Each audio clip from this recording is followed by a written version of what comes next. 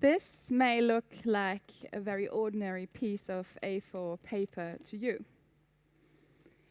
For me, it is something more special. For me, it's probably one of the most precious possessions that I have. And I will tell you why. When I wrote this, the world was a dark and scary place. For me, and for many others. For me, it was at times of trouble because of sickness, of divorce, of breakups, things that make your compass spin a little bit because you don't know where you want to go from here. And I was in such a state that I really didn't know what else to do. I didn't know where to go. Sometimes I didn't even know if I wanted to get up in the morning. And as some kind of a last resort of self-care, I decided I'd go back to the only thing I really know, and that's pen and paper. And I started writing down things that matter to me, things that mean something, things that make me laugh, things that make me happy, and things that might actually want to make me go up in the morning. There's stuff like learn new languages, which is something I really, really love to do. Meet new people. Bring laughter into a room. Make espressos. I'm really, really good at making really good cafe lattes, tell you that. And children's rights, all these kind of things. And at the end of the day, I looked at that list, and you come to a point where you just have to draw a bottom line. What do you want to, what's all this about? And to me, it said, well, I want to make a difference in this world. I want to make something that matters. My bottom line was to make this world a better place and worth to get up for in the morning. Everything starts with a journey.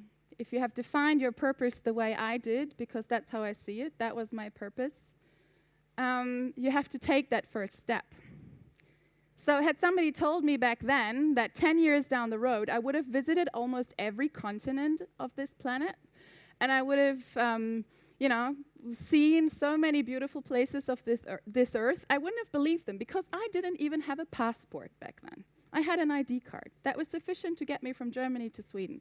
I didn't need anything else. And had somebody told me that I would become an activist and speak out for girls and young women and be their voice at the United Nations, not just once, but multiple times, and I would be running workshops, and I would be inspiring people, and I would take stages, like this one, I would tell them probably, you're crazy. I might just as well be Harry Potter stuck in my cupboard, and somebody would come and tell me, tomorrow you're going to Hogwarts. Like that kind of crazy. And it's not because I didn't believe them, or not because I didn't want it, or not because it didn't matter to me. It was because I simply could not, within myself, fathom that I would be capable of doing such a thing, or even understand how I would acquire the skills to do that. But, once you've defined your purpose, and that compass is sort of steering you in a direction, you got to take that first step. And I realized that I was going on a journey with a lot of weight. And I didn't really understand where that weight came from or what it was, but, once I defined what I wanted to do, I started going anyway. That's a very Hannah thing to do. And I started walking, and I started with my drive and energy and passion with that redefined purpose that I really then could channel everything into. I, for the first time, came to the United Nations. And I realized, wait, okay, where am I going to go from here? Because it wasn't just possible to just come in there and do all these kind of things. You had to figure out how things work. And I realized that baggage that I had with me, that was actually a backpack full of stuff that I needed to figure out what it was. So I took a backpack, and for visualization's sake, I brought it with me. Look, maybe something like this. And I decided probably, with all that weight going on behind me, I need to take a closer look at it. And the first thing that I pulled out of that backpack was a pair of glasses. Cool, eh? Not that very cool. Because those kind of glasses, they shape the way we look at the world. They are put in there by somebody else that's not us. They are in there from the day that we were born, because we all, we have that backpack that comes with us, or I had that backpack anyway, and I realized these glasses, they shape the way I look at the world, and I didn't want that. I realized like they're giving me a direction that doesn't quite fit. And when coming to the United Nations, Gillian Anderson, she was the Assistant Secretary General at the time, she said something about if you want to change the world and if you want to make a place for yourself in the world, you have to be an idealist with your feet on the ground. And to me, I wasn't quite sure what that meant at the time, so I started thinking about that. What does that mean, be an idealist with your feet on the ground? And I came to think that it has to be, that the idealist has to be someone who's looking into the bigger picture, and then with your feet on the ground, that means you can't just, look at the tiny details and scrutinize everything, but you need to understand the reality of things. And you have to do both of these things.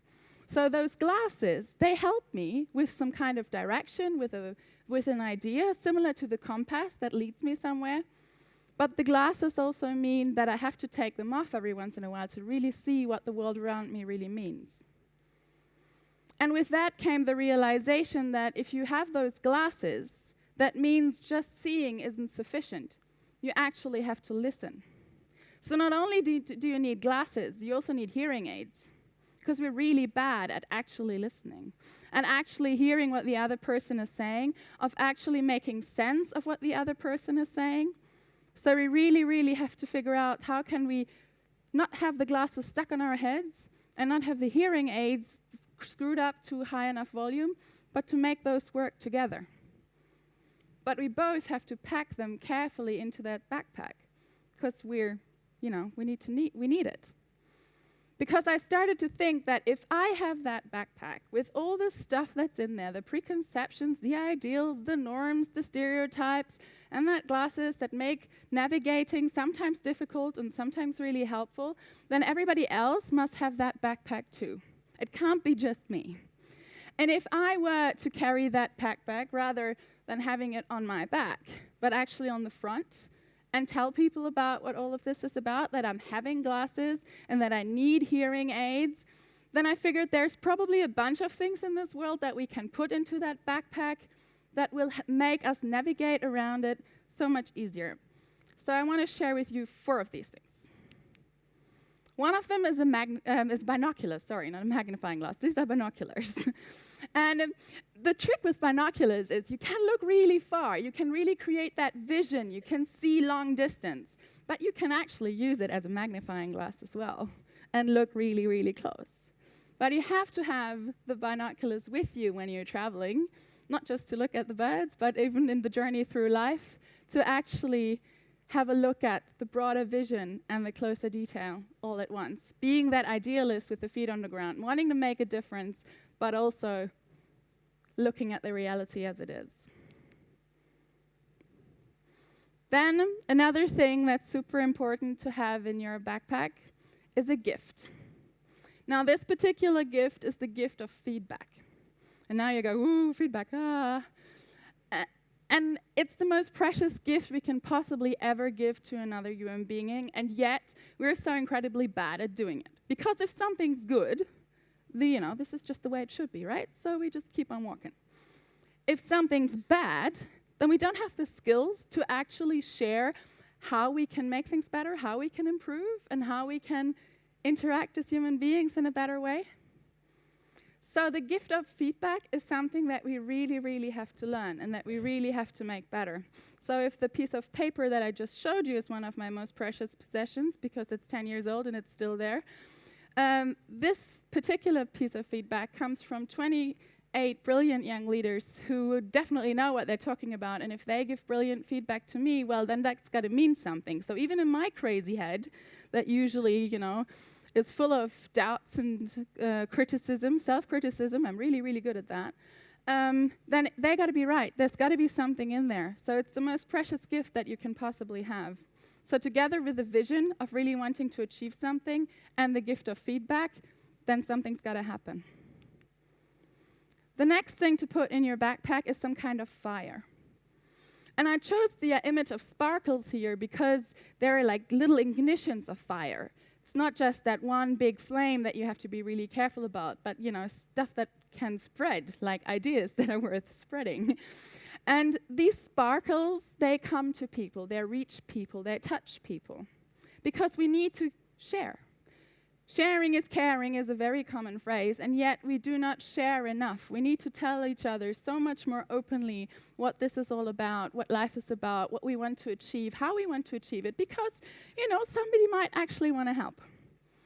And also, when we share with people who really are in our circles already, we can, preach to the choir, as they sometimes say. But if you work in the field of gender equality and girls' and young women's rights, as I do, for example, preaching to the choir is absolutely necessary. Because sometimes you just get sick and tired of defending what is right and what is important. So you need to talk to people who get it. And then this choir can sing together, they can fine-tune their best chords, and then those people are strong enough to go out and sing on their own. They are ready to share that spark. This is what we do, for instance, in the trainings. We empower people to speak out on other people's behalves. We empower them to really give them the chance to voice their concerns, their thoughts, and their ideas, and be able to make that difference that everybody has the capacity to make. And lastly, you got to bring a map with blanks. Why blanks? Hello, a map. You need to have it figured out. The map is supposed to give you roads, and you know where to go. But a map with blanks means you got to keep on being curious. You got to keep on using those glasses and take them off, switch on the hearing aids, and really understand, what is this about? What is the other person that I'm currently talking to actually saying? What is that they might have wanted to say? And how can we say these things together and better and shape something more worthy? There is a singer that I adore, and he has a song that goes something along the lines of, not everybody is born to be an astronaut, not everybody is born to be someone famous, and not all of us actually become what our parents wanted us to become. But at least in the end, all we did is we tried. We made the most of it. We did what we could. And this comes, for me, back to curiosity, to keep on wanting to investigate, to keep on wanting to understand. And with these things packed in the backpack, and maybe carrying the backpack on your front, on your stomach, and showing it and sharing it to other people, we will be able to redefine our purpose commonly and together. We will be able to do something that's a little bit better and a little bit more than ourselves. Because without passion, like indicated here, nothing happens. You need to have some kind of drive, some kind of energy, and even if it's frustration, that's a passion in its own right, to move something forward. But without compassion, nothing happens. Or the wrong things happen, rather. Without passion, nothing happens. Without compassion, the wrong thing happens. And without purpose, your compass will keep on spinning. You'll need to find what your purpose is, what your direction is, and where you want to go. Each and every one of us in this room has the capacity to do something for this world, to make it a better place.